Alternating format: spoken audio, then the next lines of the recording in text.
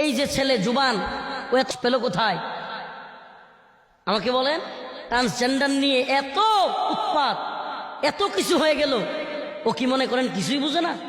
তাইলে এখন ট্রান্সজেন্ডারের রূপান্তরের গল্পে অভিনয় করলো, কিছুই না যায় না, আর হুট করে বললো সরি আমি আর এই ধরনের অভিনয়ে যাব না। বিষয়টা এত সহজ। আজ আমাদের নাট্যকার, সুরকার, গায়ক, গায়িকা এই সমস্তগুলোকে কিনে নিয়ে আজ আমাদের মুসলিম যুবকদেরকে বিভ্রান্ত করবার চেষ্টা করতেছে, যুবতীদেরকে বিভ্রান্ত করার চেষ্টা করতেছে। আপনি দেখবেন হঠাৎ করে একটা সুন্দরী মেয়ে গোটা দেশে ভাইরাল হয়ে গেছে, আরে তার ফ্যান ফলোয়ারের অভাব নাই।